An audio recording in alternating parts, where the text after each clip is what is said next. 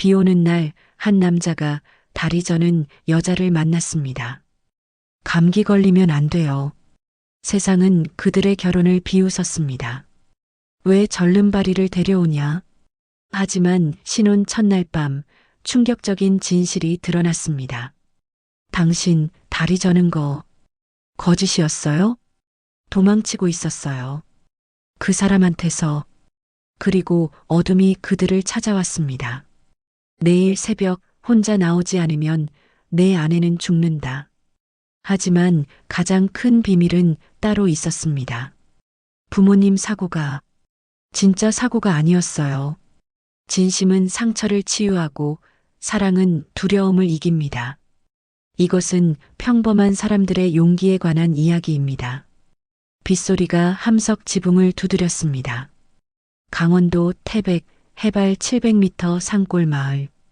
정성우는 낡은 건축 현장 컨테이너 안에서 젖은 작업복을 벗어던졌습니다. 33, 건축 반장이라는 직함이 무색하게 그의 눈빛은 공허했습니다.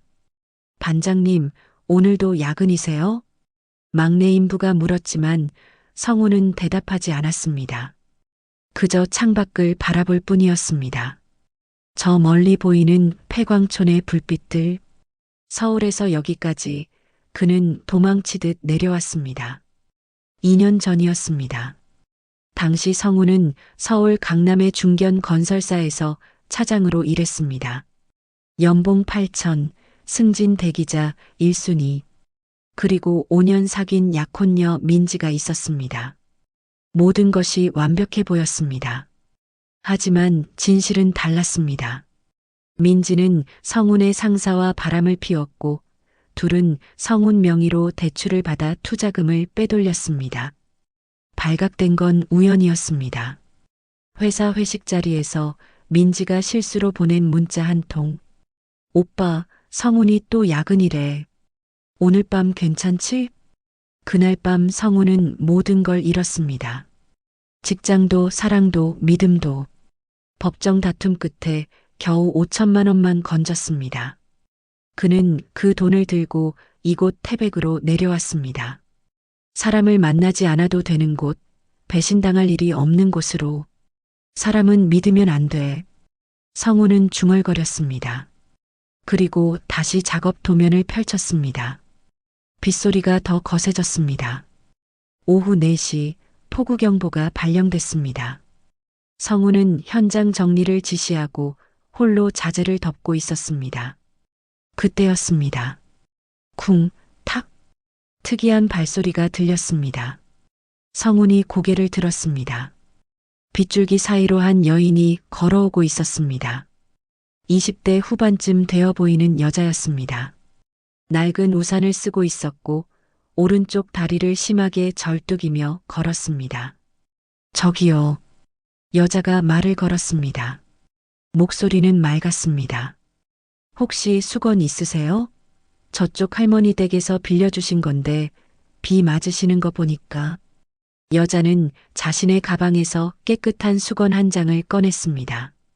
그리고 성운에게 내밀었습니다. 감기 걸리면 안 돼요. 성운은 멍하니 그녀를 바라봤습니다. 젖은 머리카락이 얼굴에 달라붙어 있었지만 그녀의 눈빛은 따뜻했습니다. 자신도 우산 하나로 간신히 비를 피하고 있으면서 낯선 남자를 먼저 걱정하는 사람. 괜찮습니다. 성운은 거절했습니다. 하지만 여자는 수건을 성운의 손에 쥐어주고는 절뚝거리며 돌아섰습니다. 그럼 다음에 돌려주세요. 저 마을 재봉사 김서연이에요. 그녀가 사라진 뒤에도 성운은 한참을 그 자리에 서 있었습니다. 손에 쥔 수건은 따뜻했습니다. 그날 저녁 성운은 마을 구멍가게에 들렀습니다. 아저씨, 혹시 재봉사하는 여자분 아세요? 가게 주인이 고개를 끄덕였습니다. 아, 서연이? 알지. 불쌍한 애야. 어려서 부모 잃고 양어머니한테 자랐는데 그 집도 서울로 올라가 버려서 혼자 여기 남았지. 다리도 저렇게 저는데 누가 데려가겠어? 다리는 왜 그렇게 됐는데요? 글쎄, 교통사고라던가 자세한 건 모르겠어. 근데 착하긴 해. 동네 어르신들 옷 고쳐주고 돈도 안 받을 때가 많아. 성우는 수건을 내려다봤습니다. 하얀 수건 모서리에는 작은 자수로 서연이라는 이름이 새겨져 있었습니다. 정갈한 바느질이었습니다. 며칠 후 성우는 재봉사를 찾아갔습니다. 수건 돌려드리러 왔습니다. 서연은 웃으며 맞이했습니다. 작은 가게 안은 깨끗했습니다. 재봉틀 옆에 놓인 꽃병에는 들국화 한 송이가 꽂혀 있었습니다. 감사해요. 차 한 잔 하실래요? 괜찮습니다.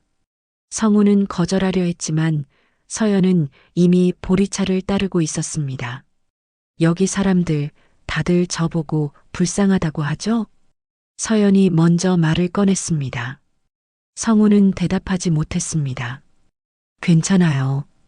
전 이 다리 덕분에 배운 게 많거든요. 겸손이랑 감사하는 마음이요. 그녀의 목소리에는 자조가 아닌 담담함이 있었습니다. 성우는 그 순간 오랜만에 가슴이 뜨거워지는 걸 느꼈습니다. 저 다음에 또 와도 될까요? 성운의 입에서 나온 말이었습니다. 스스로도 놀라운 질문이었습니다. 서연이 고개를 끄덕였습니다. 좋아요. 언제든지요. 그날 밤 성우는 오랜만에 잠을 설쳤습니다. 하지만 이번엔 분노나 절망 때문이 아니었습니다. 가슴 한쪽이 간질간질했습니다. 2년 만에 처음 느끼는 설렘이었습니다. 창밖에는 여전히 빗소리가 들렸습니다. 하지만 이제 그 소리는 더 이상 쓸쓸하지 않았습니다. 석 달이 흘렀습니다. 성우는 매일 저녁 재봉사에 들렀습니다. 처음엔 수선할 옷을 핑계 삼았지만 나중엔 그냥 들렀습니다. 서연도 그를 자연스럽게 맞이했습니다. 두 사람은 보리차를 마시며 이런저런 이야기를 나눴습니다. 성훈 씨는 왜 서울을 떠나셨어요? 어느 날 서연이 물었습니다. 성훈은 잠시 망설이다 대답했습니다. 사람한테 배신당했습니다. 믿었던 사람들한테요. 그래서 이곳으로 오셨구나. 서연은 더 묻지 않았습니다. 대신 따뜻한 차를 한 잔 더 따라주었습니다. 저도 비슷해요. 서울에서 도망쳤거든요. 도망요? 네. 무서운 사람이 있었어요. 그 사람한테서 벗어나려고 여기까지 왔죠. 서연의 표정이 잠시 어두워졌습니다. 하지만 곧 웃음을 지었습니다. 근데 여기 와서 좋은 사람 만났으니까 잘한 거겠죠? 성운의 가슴이 뛰었습니다. 저 말씀하시는 건가요? 누구긴요. 성운 씨밖에 더 있어요? 그날 성운은 결심했습니다. 집으로 돌아온 성운은 통장을 꺼냈습니다. 잔액 5,200만 원. 2년간 악착같이 모은 전 재산이었습니다. 그는 오랫동안 통장을 바라봤습니다. 이 돈으로 다시 서울 가려고 했지. 하지만 이제 마음이 달랐습니다. 다음 날 성우는 서연에게 청혼했습니다. 저와 결혼해 주시겠습니까? 재봉사 앞 벤치에서였습니다. 성우는 무릎을 꿇고 작은 반지 상자를 꺼냈습니다. 백화점에서 산 것은 아니었습니다. 태백신의 작은 보석상에서 고른 은반지였습니다. 서연의 눈이 커졌습니다. 성훈 씨, 제가 어떤 사람인지 아세요? 압니다. 착하고 따뜻하고 강한 사람이요. 아니에요. 전 다리도 절고 가족도 없고 상관없습니다. 성훈이 서연의 손을 잡았습니다. 저도 빈손입니다. 하지만 당신과 함께라면 다시 시작할 수 있을 것 같아요. 서연의 눈에 눈물이 고였습니다. 네, 좋아요. 하지만 현실은 만만하지 않았습니다. 일주일 후 성우는 부산에 계신 어머니를 찾아갔습니다. 어머니는 작은 분식집을 운영하고 계셨습니다. 성우는 조심스럽게 말을 꺼냈습니다. 어머니, 저 결혼하려고요. 뭐, 그래, 좋은 일이다. 근데 상대가 누군데? 태백에서 만난 여자분이에요. 착하고 좋은 사람입니다. 직업은 재봉사요. 어머니의 표정이 굳었습니다. 집안은 부모님이 일찍 돌아가셨다고 합니다. 나이는 29이요. 성훈아. 어머니가 앞치마를 벗었습니다. 그래서 얼굴은 예쁘냐? 학벌은? 재산은? 그런 건 중요하지 않습니다. 중요하지 않긴 내가 또 사기당하는 거 아니냐? 어머니의 목소리가 높아졌습니다. 어머니, 그런 게 아니에요. 그럼 뭐냐? 2년 전 민지한테 당한 거 벌써 잊었냐? 그때 내가 뭐라 했냐? 성우는 입술을 깨물었습니다. 이번엔 다릅니다. 뭐가 달라? 너 또 당하는 거야. 사흘 뒤 어머니가 태백으로 올라왔습니다. 어머니는 서연을 처음 보자마자 눈살을 찌푸렸습니다. 서연이 절뚝이며 다가오는 모습을 보고 있었기 때문입니다. 어머니, 이쪽은 김서연 씨고요. 됐어. 어머니가 성훈의 말을 끊었습니다. 서연 씨, 우리 성훈이랑 왜 결혼하려는 거예요? 사랑하니까요. 사랑? 돈 때문 아니고. 어머니, 성훈이 소리쳤습니다. 하지만 어머니는 멈추지 않았습니다. 애 낳을 수는 있어요? 그 다리로 애 키울 수 있겠어요? 우리 성훈이 평생 고생만 하는 거 아니에요? 서연의 얼굴이 하얗게 질렸습니다. 죄송합니다. 서연이 고개를 숙였습니다. 제가 부족한 건 알아요. 하지만 성훈 씨를 정말 사랑합니다. 평생 잘할게요. 잘하긴 뭘 잘해요. 절름발이가. 어머니, 그만하세요. 성훈이 어머니와 서연 사이에 섰습니다. 저는 서연 씨와 결혼할 겁니다. 어머니가 반대하셔도요. 이 자식이. 어머니가 성훈의 뺨을 때렸습니다. 내가 미쳤구나. 완전히 미쳤어. 어머니는 눈물을 흘리며 돌아섰습니다. 나는 이 결혼 축복 안 해. 알아서 해. 그날 밤 성훈은 서연의 집 앞에 앉아 있었습니다. 성훈 씨, 들어가세요. 감기 걸려요. 서연이 문을 열고 나왔습니다. 서연 씨, 네. 후회 안 하시죠? 무슨 말씀이세요? 저랑 결혼하면 어머니도 없고 축복도 없을 겁니다. 서연이 성훈 옆에 앉았습니다. 저도 가족 없어요. 그러니까 우리 둘이 가족 되면 되죠. 성훈이 서연의 손을 잡았습니다. 제가 꼭 행복하게 해드릴게요. 이미 행복해요. 2달 후 결혼식 날이 왔습니다. 성훈은 5천만 원 중 2천을 써서 작은 결혼식을 준비했습니다. 태백신의 작은 웨딩홀이었습니다. 하객은 20명 남짓, 대부분 마을 사람들이었습니다. 드레스샵 사장이 말했습니다. 신부님, 이 드레스는 어때요? 다리가 많이 안 보여요. 하지만 성훈이 막았습니다. 아니요. 제일 예쁜 걸로 주세요. 다리는 상관없습니다. 하지만 제 아내는 세상에서 제일 아름다운 사람입니다. 성훈은 순백의 드레스를 골랐습니다. 그리고 서연에게 하얀 구두를 신겼습니다. 성훈 씨, 전 이런 거 처음이에요. 저도요. 식장 문이 열렸습니다. 서연이 들어왔습니다. 절뚝이는 걸음이었지만 그녀는 웃고 있었습니다. 하객 중 몇몇이 수군거렸습니다.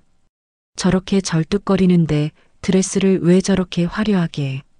하지만 성훈은 신경 쓰지 않았습니다. 버질로드 끝에서 성훈이 서연의 손을 잡았습니다. 예쁩니다. 거짓말. 진심입니다. 주례가 없는 결혼식이었습니다. 성훈이 직접 준비한 서약서를 읽었습니다. 저 정성훈은 김서연을 평생 사랑하고 지키겠습니다. 아프거나 건강하거나 가난하거나 부유하거나 죽음이 우리를 갈라놓을 때까지 서연도 따라 읽었습니다. 그리고 두 사람은 입을 맞췄습니다. 하객 몇몇이 눈물을 닦았습니다. 조롱하던 사람들도 입을 다물었습니다. 식이 끝나고 성우는 혼잣말처럼 중얼거렸습니다. 어머니, 저 행복합니다. 하지만 진짜 이야기는 그날 밤부터 시작됐습니다. 신혼집으로 돌아온 성우는 서연의 손을 잡고 물었습니다. 서연 씨, 저한테 숨기는 거 없죠? 서연이 고개를 끄덕였습니다. 없어요. 하지만 그녀의 목소리는 떨리고 있었습니다. 성우는 그 떨림을 느꼈습니다. 그리고 알 수 없는 불안이 가슴을 파고들었습니다. 불을 끄자 방이 어두워졌습니다. 성우는 침대 모서리에 앉아 넥타이를 풀었습니다. 서연은 화장대 앞에서 드레스를 벗고 있었습니다. 두 사람 모두 말이 없었습니다. 서연 씨, 네, 오늘 정말 예뻤어요. 고마워요. 서연이 잠옷으로 갈아입고 침대로 왔습니다. 성우는 그녀의 손을 잡았습니다. 손이 차가웠습니다. 떨고 계세요? 조금요. 저도 긴장돼요. 성훈이 웃었습니다. 서연도 따라 웃었습니다. 하지만 그녀의 웃음은 어딘가 불안해 보였습니다. 성훈은 서연을 안았습니다. 그리고 천천히 그녀의 다리를 어루만졌습니다. 오른쪽 다리, 항상 절뚝였던 그 다리. 성우는 조심스럽게 손을 움직였습니다. 그런데 이상했습니다. 매끈했습니다. 흉터도 없었고 뼈의 이상도 느껴지지 않았습니다. 근육도 정상이었습니다. 성우는 왼쪽 다리를 만져봤습니다. 그리고 다시 오른쪽 다리를 만져봤습니다. 똑같았습니다. 서연 씨, 성훈의 목소리가 낮아졌습니다. 네, 이거 뭐예요? 무슨 말이에요? 다리요. 서연 씨 다리. 서연의 몸이 굳었습니다. 성훈이 침대 옆 스탠드를 켰습니다. 불빛 아래 서연의 다리가 드러났습니다. 완벽했습니다. 마비도 변형도 상처도 없었습니다. 당신, 성훈의 손이 떨렸습니다. 다리 저는 거 거짓이었어요? 서연이 고개를 돌렸습니다. 대답해 주세요. 제발, 미안해요. 서연의 목소리가 떨렸습니다. 미안하다고요? 그게 끝이에요? 성훈이 침대에서 일어났습니다. 그의 목소리가 높아졌습니다. 저를 속인 거예요? 왜요? 동정을 받으려고요? 아니면 뭐예요? 아니에요. 서연이 소리쳤습니다. 그런 게 아니에요. 그럼 뭔데요? 저. 서연이 침대에 주저앉았습니다. 그리고 눈물을 흘렸습니다. 도망치고 있었어요. 뭐라고요? 도망이요. 그 사람한테서. 성우는 멈췄습니다. 서연의 눈빛이 달랐습니다. 두려움이었습니다. 앉아주세요. 설명할게요. 서연이 떨리는 목소리로 말했습니다. 성우는 천천히 침대에 앉았습니다. 서연이 입을 열었습니다. 제 본명은 김서연이 맞아요. 하지만 예전엔 다른 이름을 썼어요. 다른 이름? 네. 서울에 있을 땐 이서윤이었어요. 서연은 천천히 과거를 꺼냈습니다.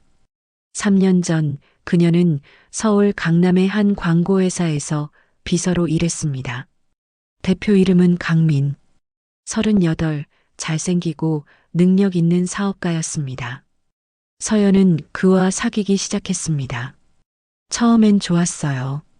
친절하고 다정했죠. 하지만 6개월이 지나면서 강민이 변했습니다. 외출할 때마다 누구 만나냐고 물었어요. 핸드폰 검사했고 친구 만나는 것도 막았어요. 성우는 말없이 들었습니다. 그러다 어느 날 강민이 저를 때렸어요. 뭐라고요? 늦게 들어왔다고요. 회사 회식이었는데 그 사람은 믿지 않았어요. 서연의 목소리가 잦아들었습니다. 그 다음부턴 더 심해졌어요. 감금했어요. 회사도 그만두게 했고 핸드폰도 뺏었어요. 집 밖에 나가지 못하게 했죠. 성훈의 주먹이 쥐어졌습니다. 어느 날 저는 강민의 서재에서 이상한 걸 봤어요. 흰색 가루가 든 봉지들, 저울이랑 비닐봉지도 있었고요. 마약이요? 네. 강민은 겉으론 사업가였지만 뒤로는 마약을 거래하고 있었어요. 서연이 손으로 얼굴을 가렸습니다. 저는 도망쳐야 했어요. 경찰한테 신고했고 잠복 끝에 강민을 체포했어요. 하지만 강민에겐 조직이 있었어요. 재판 전에 보석으로 풀려났고 저를 찾기 시작했어요. 서연의 손이 떨렸습니다. 경찰이 신변 보호를 해줬지만 완벽하지 않았어요. 강민은 돈이 많았고 사람도 많았어요. 저는 이름을 바꾸고 도망쳤어요. 그래서 여기까지 온 거군요. 네. 그런데 이름만 바꾸면 안 될 것 같았어요. 외모도 바꿔야 했죠. 그게 다리였구나. 서연이 고개를 끄덕였습니다. 다리를 절면 사람들이 저를 안 봐요. 딱하게 보거나 피하거나. 그래서 눈에 안 띄죠. 강민이 절름발이를 찾진 않을 거라 생각했어요. 성우는 한참을 침묵했습니다. 재판은요? 유죄 나왔어요. 5년형. 하지만 항소했고 지금 2심 중이에요. 언제 끝나는데요? 모르겠어요. 강민 쪽 변호사들이 계속 시간을 끌고 있어요. 성훈이 깊게 숨을 들이켰습니다. 그럼 저랑 결혼한 것도 아니에요. 서연이 성훈의 손을 잡았습니다. 성훈 씨를 이용한 게 아니에요. 진심이었어요. 처음엔 그냥 숨으려고만 했어요. 하지만 성훈 씨를 만나면서 달라졌어요. 다시 살고 싶어졌어요. 눈물이 떨어졌습니다. 미안해요. 말했어야 했는데 무서웠어요. 성훈 씨가 떠날까봐. 성훈은 서연을 바라봤습니다. 그녀는 울고 있었습니다. 2년 전 민지도 울었습니다. 거짓 눈물이었습니다. 하지만 서연의 눈물은 달랐습니다. 서연 씨, 네. 그 사람 지금 어디 있어요? 모르겠어요. 제가 여기 있는 걸 아는지도 모르겠고. 혹시 연락 온 적 있어요? 없어요.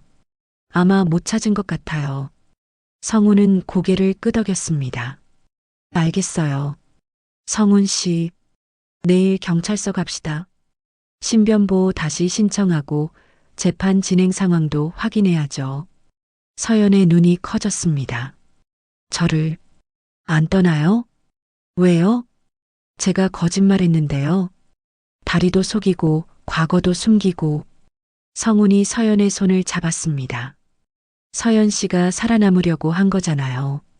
하지만 저도 도망쳤어요. 서울에서 2년 전에 배신당하고 무서워서 여기까지 왔죠. 성훈이 서연을 안았습니다. 우린 비슷해요. 둘 다 상처받았고 둘 다 도망쳤어요. 그래서 이해해요. 성훈 씨, 이제부터는 제가 지킬게요. 혼자 무서워하지 마요. 서연이 성훈의 품에서 울었습니다. 성훈은 창밖을 바라봤습니다. 달이 떠 있었습니다. 강민. 그 이름이 머릿속에 맴돌았습니다. 만약 그 사람이 서연이를 찾아낸다면? 성훈은 불안했습니다. 하지만 동시에 결심했습니다. 절대 빼앗기지 않는다. 그날 밤 두 사람은 서로를 꼭 안고 잠들었습니다. 하지만 성훈은 알지 못했습니다. 그들을 향한 어둠이 이미 움직이고 있다는 것을.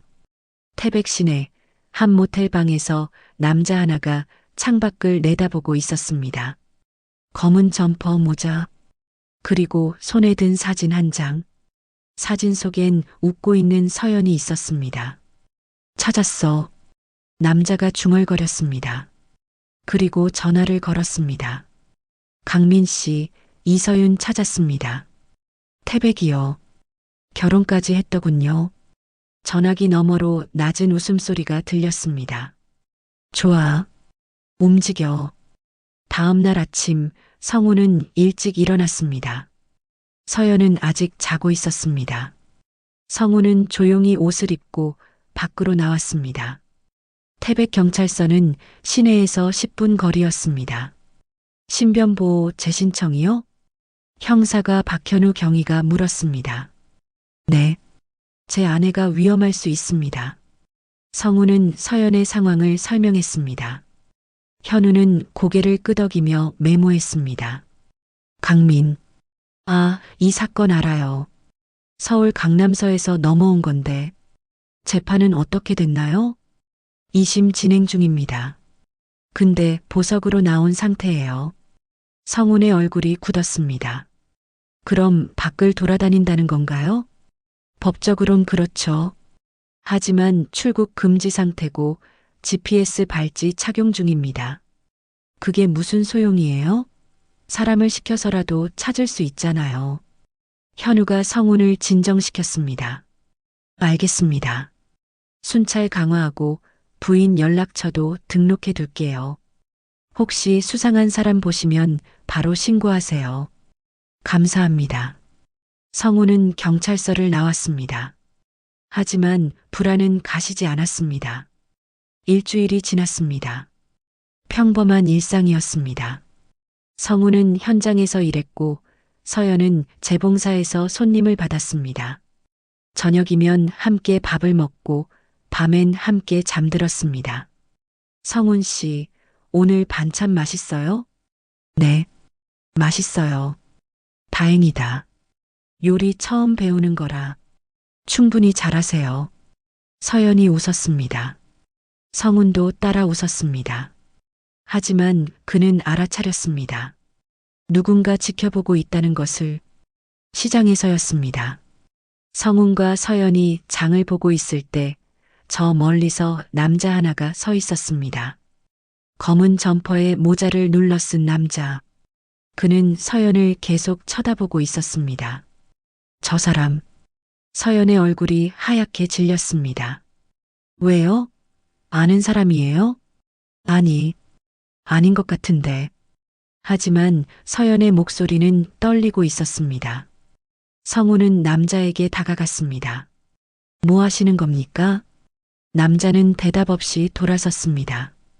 그리고 빠르게 사라졌습니다. 서연 씨, 괜찮아요? 네. 그냥 놀랐어요. 하지만 성우는 알았습니다. 그녀가 거짓말하고 있다는 것을. 그날 밤 서연이 먼저 말했습니다. 성운 씨, 네. 저 사람. 강민이 보낸 사람 같아요. 확실해요? 아니요. 하지만 느낌이. 그래요. 성우는 서연의 손을 잡았습니다. 내일 다시 경찰서 가요. 신고하고 보호 요청해야죠. 미안해요. 쟤 때문에. 아니에요. 우리 문제예요. 하지만 그날 밤 11시 성운의 핸드폰이 울렸습니다. 모르는 번호였습니다. 여보세요? 정성훈 씨죠? 낯선 남자의 목소리였습니다. 차갑고 낮은 목소리. 누구십니까? 그건 중요하지 않아요. 중요한 건 당신 옆에 누가 있느냐는 거죠. 성운의 등에 식은땀이 흘렀습니다. 무슨 소리예요? 이서윤. 아니, 김서연이라고 하던가요? 내 여자를 돌려주세요. 강민. 오, 알고 계셨군요. 그럼 이야기가 빠르겠네요. 성우는 침대에서 일어났습니다. 서연이 놀라 깼습니다. 뭘 원하는 겁니까? 간단해요. 서윤이를 돌려주세요. 그럼 당신은 살 수 있어요. 경찰에 신고하겠습니다. 하세요. 근데 그 전에 당신 어머니부터 찾아뵐까요? 부산 중앙동 분식집 맞죠? 성운의 손이 떨렸습니다. 어머니한테 손 떼면. 그럼 어떻게 할 건데요? 경찰?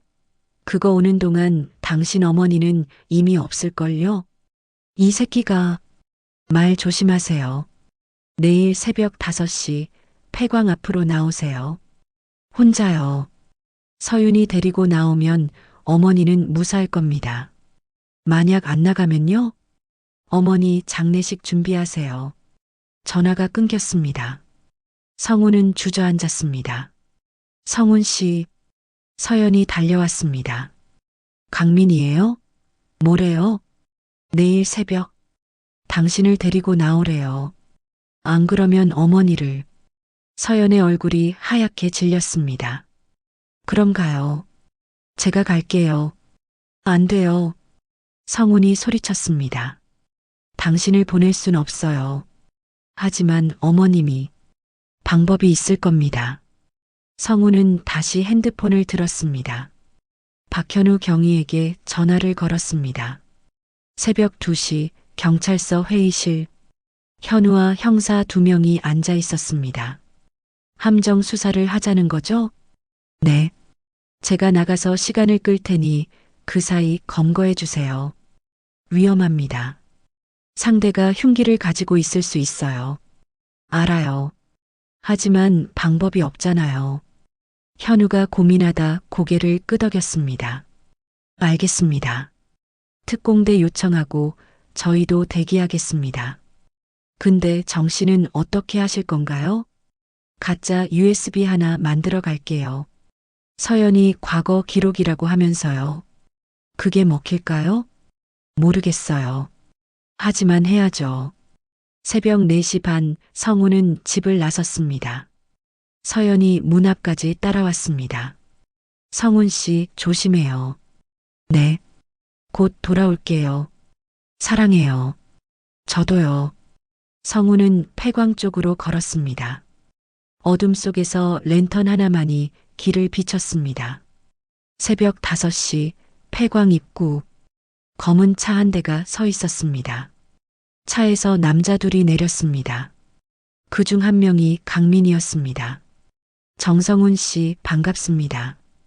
강민은 웃고 있었습니다. 서윤이는요? 먼저 확인부터 하죠. 서윤이 데이터 가져왔어요? 성우는 USB를 꺼냈습니다.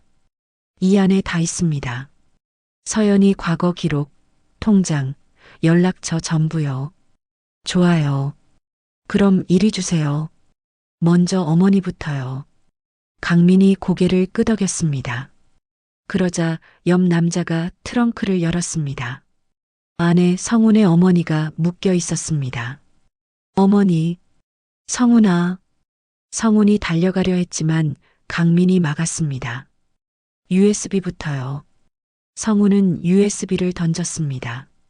강민이 받아서 주머니에 넣었습니다. 좋아요. 그럼 어머니는 돌려드리죠. 남자가 어머니를 끌어냈습니다. 성우는 어머니를 안았습니다. 괜찮으세요? 괜찮다. 근데 성우나 서연이는 집에 있어요. 강민이 웃음을 멈췄습니다. 뭐라고요? 서연이는 안 왔습니다. 이 새끼가 날 속였어? 강민이 권총을 꺼냈습니다. 바로 그때 사이렌 소리가 울렸습니다. 경찰이다. 무기 버려. 특공대가 사방에서 나타났습니다. 강민은 총을 겨눴지만 이미 늦었습니다. 꼼짝 마. 강민과 남자가 제압당했습니다. 현우가 성훈에게 다가왔습니다. 괜찮으세요? 네. 어머니도 무사해요. 다행입니다. 모든 대화 녹음됐습니다. 이 정도면 협박, 감금, 인질, 추가 기소 충분합니다. 성우는 비로소 안도했습니다. 하지만 현우의 표정이 굳었습니다. 근데 정 씨, 네. USB 안에 뭐가 들었는지 확인했어요? 가짜 파일이요. 왜요? 아니요. 진짜 파일도 있어요. 뭐라고요? 현우가 노트북을 켰습니다. USB를 꽂자 폴더가 열렸습니다. 그 안엔 녹음 파일 하나가 있었습니다. 이거 서연 씨가 넣은 것 같은데요. 성우는 재생 버튼을 눌렀습니다. 박선자 3억 입금 확인했어. 김영수 부부 제거 완료야. 좋아. 흔적 없지? 당연하지. 브레이크 줄 끊어놨어. 교통사고로 처리될 거야. 녹음이 끝났습니다. 성훈의 손이 떨렸습니다. 이게 뭐예요? 현우가 심각한 표정으로 말했습니다. 정 씨, 부인 부모님, 교통사고로 돌아가셨죠? 네. 이거 재수사 들어가야겠습니다. 성훈은 고개를 들었습니다. 그리고 깨달았습니다. 서연의 진짜 고통이 무엇이었는지 재수사가 시작됐습니다. 서울중앙지검 특수부가 사건을 맡았습니다. 15년 전 김영수 부부의 교통사고. 당시 단순 사고로 종결됐지만 서연이 숨겨둔 녹음 파일이 모든 것을 바꿨습니다. 브레이크 줄이 칼로 절단된 흔적이 있습니다. 국과수 감정 결과였습니다. 사고 직후 박선자 계좌로 30억이 입금됐습니다. 송금인은 비자금 조성 혐의로 수배 중인 전 국회의원 최모 씨입니다. 검사가 보고했습니다. 성우는 서연과 함께 검찰청에 앉아 있었습니다. 부인, 이 녹음 파일 어떻게 얻으셨습니까? 강민이 술 취했을 때 들었어요. 박선자, 제 양어머니랑 통화하는 걸요. 서연의 목소리가 떨렸습니다. 그때 알았어요. 부모님 사고가 진짜 사고가 아니었다는 걸요. 왜 그동안 신고 안 하셨습니까? 무서웠어요. 증거도 없었고 강민한테 잡혀 있었고 그냥 살아남는 게 급했어요. 검사가 고개를 끄덕였습니다. 알겠습니다. 이 사건 공소시효 남았습니다. 재수사 진행하겠습니다. 2달 후 박선자가 체포됐습니다. 부산 해운대의 한 고급 빌라에서였습니다. 그녀는 김영수 부부의 보험금과 재산으로 15년간 호화롭게 살고 있었습니다. 저는 몰랐어요. 강민이 혼자 한 일이에요. 박선자는 발버둥 쳤습니다. 하지만 증거는 명확했습니다. 통화 녹음, 계좌 이체 내역, 그리고 결정적으로 강민의 자백. 박선자가 시켰어요. 김영수가 자기 친오빠라서 유산 다 가져가려고 죽였다고 했어요. 법정에서 강민이 증언했습니다. 대신 돈 나눠주기로 했고 이서윤, 김서연은 자기가 키워서 나중에 팔아넘기려 했대요. 방청석이 술렁였습니다. 성우는 서연의 손을 꼭 잡았습니다. 서연은 눈물을 흘렸습니다. 제가 몰랐어요. 양어머니가 그런 사람인 줄. 괜찮아요. 이제 다 끝났어요. 재판은 빠르게 진행됐습니다. 강민은 마약 거래, 협박, 감금, 인질 납치로 무기징역을 선고받았습니다. 박선자는 살인 교사, 사체 유기, 보험 사기로 징역 30년을 받았습니다. 판사가 말했습니다. 피고인들은 죄 없는 사람을 살해하고 그 딸의 인생마저 파괴했습니다. 이는 용납할 수 없는 범죄입니다. 재판장님, 서연이 일어났습니다. 말씀드려도 될까요? 말씀하세요. 저는 오랫동안 부모님이 저를 버렸다고 생각했어요. 그래서 원망했어요. 하지만 이제 알았어요. 부모님은 저를 사랑했고 억울하게 돌아가셨다는 걸요. 서연의 목소리가 흔들렸습니다. 부모님께 죄송해요. 그리고 감사해요. 저를 낳아주시고 사랑해주셔서. 방청석 곳곳에서 흐느끼는 소리가 들렸습니다. 성훈도 눈시울이 붉어졌습니다. 재판이 끝난 후 법원 앞에서 한 남자가 서연을 불렀습니다. 서연아, 누구세요? 나야. 삼촌. 남자는 50대 중반쯤 되어 보였습니다. 낡은 작업복을 입고 있었습니다. 김영철이야. 내 아버지 동생. 서연의 눈이 커졌습니다. 삼촌. 진짜 삼촌이세요? 그래. 15년 만이구나. 영철은 서연을 안았습니다. 서연도 그를 안았습니다. 어디 계셨어요? 왜 안 찾으셨어요? 미안하다. 형수님이 너 데리고 서울 간다길래 잘 키워주겠지 했어. 근데 나중에 연락이 안 돼서 찾으려 했는데 이름도 바뀌고 흔적이 없더라. 그럼 어떻게 여기까지? 신문 봤어. 재판 기사 나왔더라. 그래서 달려왔지. 영철이 서연의 손을 잡았습니다. 이제 혼자 아니야. 삼촌이 있어. 성훈이 다가와 인사했습니다. 처음 뵙겠습니다. 정성훈입니다. 아, 신문에서 봤어요. 우리 서연이 지켜준 사람. 영철이 성훈의 손을 꼭 잡았습니다. 고맙습니다. 정말 고마워요. 아닙니다. 제가 더 감사합니다. 영철은 법정 증인으로도 섰습니다. 그는 15년 전 형 김영수가 박선자를 의심했다는 증언을 했습니다. 형님이 그러셨어요. 선자가 재산 이야기를 자꾸 한다고, 이상하다고. 그래서 어떻게 하셨습니까? 형님이 유언장을 새로 썼어요. 재산 전부 서연이한테 주고 선자는 양육비만 주겠다고. 근데 그 일주일 후에 사고가 났어요. 유언장은요? 형님이 저한테 맡기셨어요. 혹시 모르니까. 영철은 낡은 봉투를 꺼냈습니다. 안엔 김영수에 잡힐 유언장이 있었습니다. 내 딸 서연에게 모든 재산을 남긴다. 선자에겐 양육비로 5천만 원만 준다. 법정이 술렁였습니다.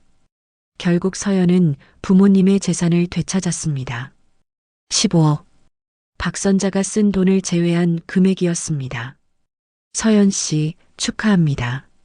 변호사가 말했습니다. 하지만 서연은 기쁘지 않았습니다. 이 돈으로 부모님을 되돌릴 순 없잖아요. 성훈이 그녀를 안았습니다. 하지만 부모님의 억울함은 풀렸어요. 그리고 이제 우리 미래를 만들 수 있어요. 서연이 고개를 끄덕였습니다. 1년이 흘렀습니다. 태백 시내에 작은 가구 공방이 생겼습니다.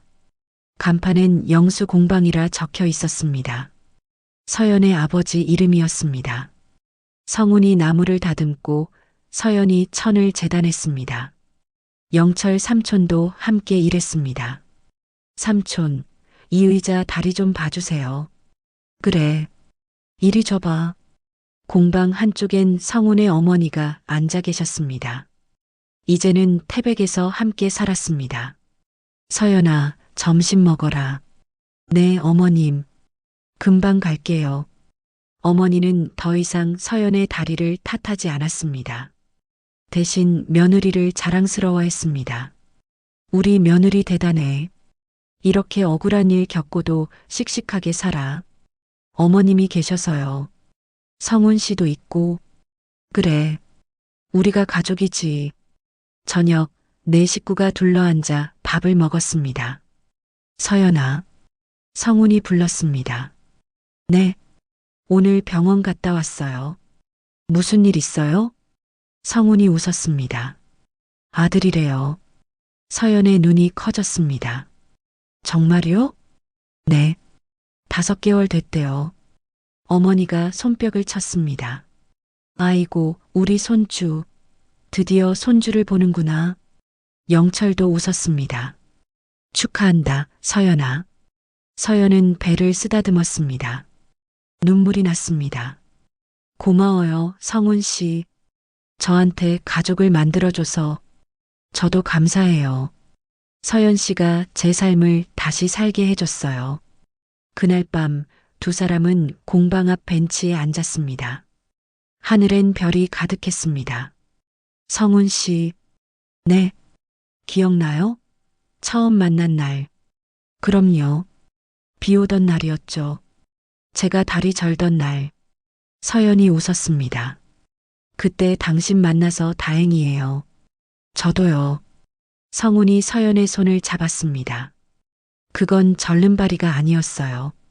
그럼 뭐였는데요? 제 인생의 행운이었어요. 서연이 성훈의 어깨에 기댔습니다.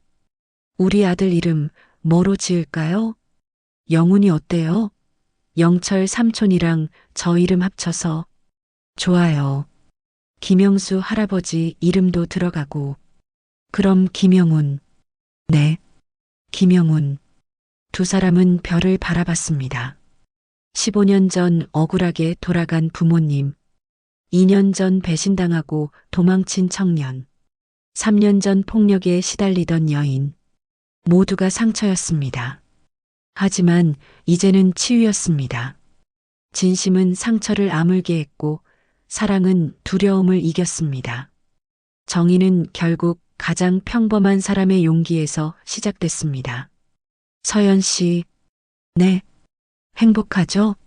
네, 정말 행복해요. 저도요. 바람이 불었습니다. 따뜻한 바람이었습니다. 그리고 그들의 새로운 이야기가 시작됐습니다. 오늘 이야기가 마음에 드셨다면, 그리고 우리 주변의 현실을 다시 한번 생각하게 되셨다면, 여러분의 좋아요와 구독은 사연 열매가 앞으로도 더 깊이 있고 더 인간적인 이야기를 전하는 큰 힘이 됩니다. 여러분의 생각과 느낀 점을 댓글로 남겨주세요. 당신의 한마디가 또 다른 누군가에게 위로가 됩니다. 지금까지 사연 열매였습니다. 시청해주신 모든 분들께 진심으로 감사드리며 우리의 다음 이야기에서도 여러분의 마음에 작은 열매 하나가 맺히길 바랍니다.